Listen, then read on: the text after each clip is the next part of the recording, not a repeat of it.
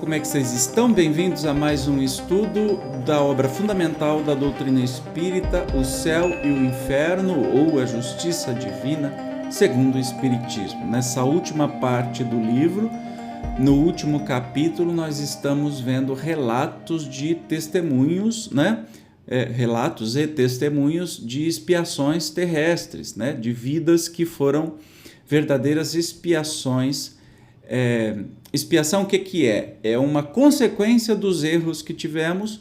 Geralmente o próprio espírito escolhe a expiação ou as expiações que quer ter para poder progredir mais rapidamente. Hoje nós vamos ler aí o relato de Julienne Marie a Mendiga. Então vamos lá. Na comuna de Villate, perto de Nozay, Loira Inferior, havia uma pobre mulher de nome Julienne Marie, velha, enferma, vivendo da caridade pública. Um dia caiu no poço, do qual foi tirada por um conterrâneo, que habitualmente a socorria. Transportada para casa, aí desencarnou pouco tempo depois, vítima desse acidente. Era a voz geral que Juliane tentara suicidar-se. Logo no dia do seu enterro, a pessoa que lhe acudira, e que era espírita e médium, sentiu como que um leve contato de pessoa que estivesse próxima, sem que procurasse explicar-se a causa desse fenômeno. Ao ter ciência do trespasse de Julienne Marie, veio-lhe ao pensamento a visita possível do seu espírito. A conselho de um seu amigo da Sociedade de Paris, a quem tinha informado da ocorrência, fez a evocação com o fito de ser útil ao espírito, não sem que pedisse previamente o conselho dos seus protetores, que lhe deram a seguinte comunicação: poderás fazê-lo e com isso lhe darás prazer, conquanto se torne desnecessário o benefício que tens em mente prestar-lhe. Ela é feliz e inteiramente devotada aos que se lhe mostraram compassivos. Tu és um dos seus bons amigos, ela quase que te não deixa e contigo se comunica muitas vezes, sem que o saibas. Cedo ou tarde os serviços são recompensados e, quando não sejam pelo próprio beneficiado, sê-lo-ão pelos que por ele se interessam, antes e depois da morte.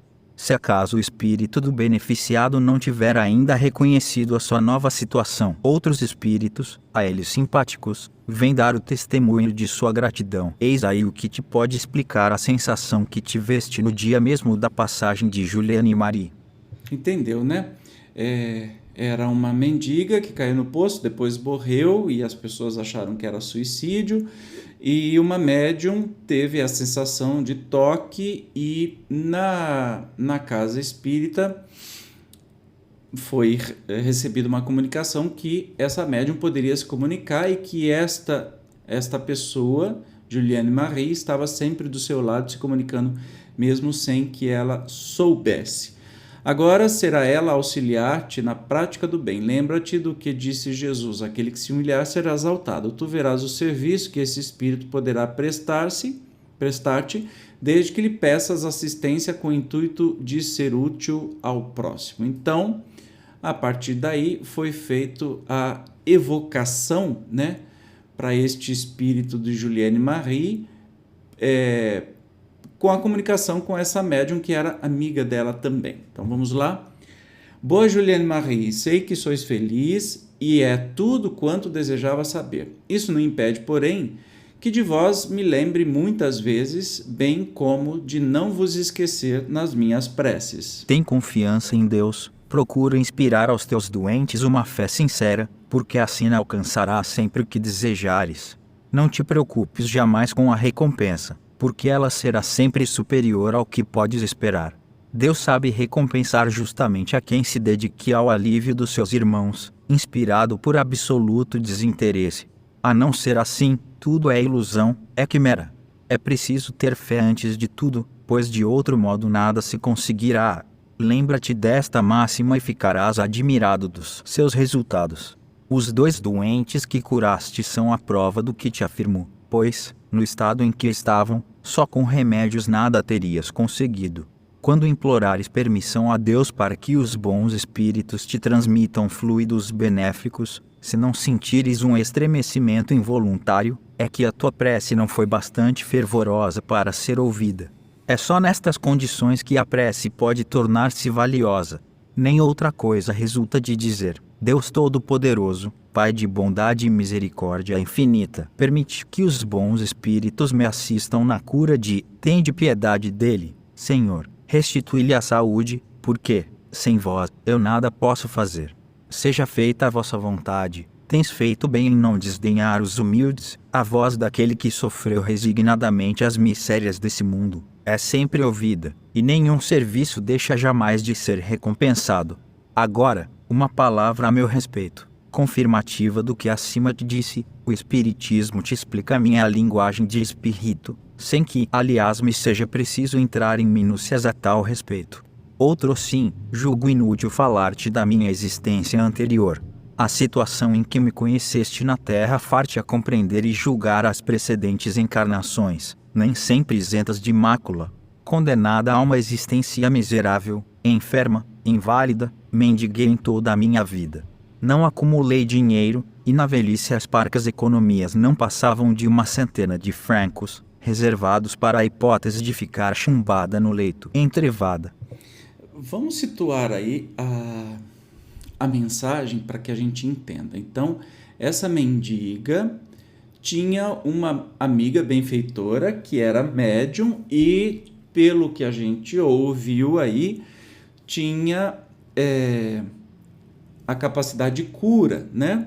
De canalização de cura, e curava muitos doentes, e esta médium atendia essa mendiga, né? E depois que ela desencarna, ela vem dizer e confirmar até o jeito que essa médium tinha que fazer a sua prece, né, fervorosa, para que pudesse ser canal para realizar novas curas, né? Isso é lindo de se ver, porque a própria pessoa que foi ajudada por ela vem dizer que sim, este é o caminho, continue em frente. Aí ela começa a nos explicar que realmente ela não teve boas encarnações anteriores, e agora a gente vai continuar aí ouvindo o seu relato. Deus, julgando suficiente a expiação e a prova, deu-lhes um termo, libertou-me da vida terrestre sem sofrimentos, porquanto não me suicidei, como a princípio julgaram. Desencarnei subitamente à borda do poço, quando a Deus envia da terra a minha última prece. Depois, pela declividade do terreno, meu corpo resvalou naturalmente. Não sofri ao dar-se o meu trespasse, e sou feliz por ter cumprido a minha missão sem vacilações, resignadamente. Tornei-me útil na medida das minhas forças, evitando sempre prejudicar os meus semelhantes. Hoje recebo o prêmio e dou graças a Deus, ao nosso Divino Mestre, que mitiga o travo das provações, fazendo-nos esquecer, quando encarnados, as faltas do passado, ao mesmo tempo que nos põe sobre o caminho almas caridosas. Outros tantos auxiliares que atenuam o peso, o fardo das nossas culpas anteriores. Persevera tu também, que, como eu, serás recompensado. Agradeço-te as boas preces e o serviço que me prestaste. Jamais o esquecerei. Dia nos tornaremos a ver e muitas coisas te serão explicadas, coisas cuja explicação hoje seria extemporânea. Fica certo somente da minha dedicação, de que estarei ao teu lado sempre que de mim precisares para aliviar os que sofrem. Que linda, ela assinou a mendiga velhinha Julienne Marie. Muito bonito, né? Além de tudo, assim, uma mensagem de esperança. Esperança para aquela pessoa que estava numa missão, né? Aquela médium que estava com uma missão, que a ajudou. E que ela não se suicidou, simplesmente ela morreu antes e o corpo caiu dentro do poço. Evocado a 10 de junho de 1864 na Sociedade de Paris, o espírito Julienne ditou a mensagem seguinte: Caro presidente, obrigada por quereres admitir-me ao vosso centro.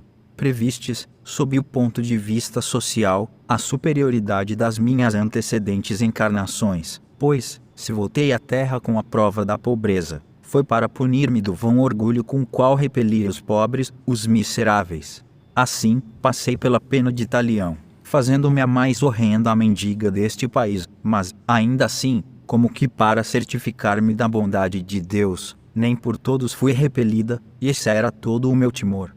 Também foi sem queixumes que suportei a provação, pressentindo uma vida melhor, da qual não mais tornaria ao mundo do exílio e da calamidade. que ventura desse dia em que a nossa alma rejuvenescida pode franquear a vida espiritual para ir rever os seres amados. Sim, porque também amei e considero-me feliz pelo encontro dos que me precederam. Olha que interessante. Então, de novo, ela vem falar aí de uma pena de talhão. O que significa?